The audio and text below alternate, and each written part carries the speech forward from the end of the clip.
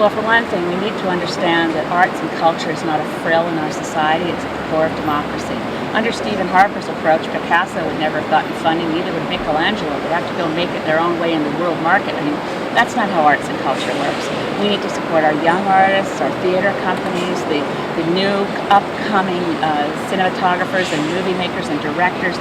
This is actually an industry as well as being a thing of beauty and inspiration and creativity. Harper government is the biggest spending government in the history of Canada. They've reduced massive surpluses and are now flirting with deficit. The productivity gap in Canada has grown substantially. For the first time, Stephen Harper is the first Prime Minister since they've kept records in 1961 to have contributed to reduced productivity of Canadian workers. So while one part of the economy does well, that's Northern Alberta, the rest of the economy across the country suffers. We've lost 400,000 jobs in manufacturing. We've lost jobs in pulp and paper. We're losing jobs in tourism. So the economy is getting quite distorted with one red-hot activity and the rest of the country beginning to feel real pain and economic downturns.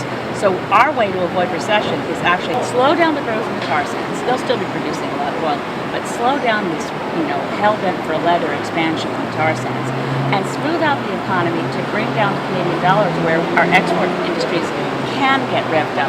We can get tourism back on track. We can save our manufacturing jobs. And at the same time, we want to stimulate new green investment, new technologies. Oh, world peace is not only realistic, it's the only hope. What we have to do is have conflict resolution and peace building as much a budgetary priority around the world as preparations for war. If we put as much money into ending poverty, into raising the status of women around the world, into real conflict resolution, where when an area is war-torn and there's famines and there's internal strife, right now what the world community does is pay attention as long as the world media pays attention, patch it up with a peace agreement, and move on.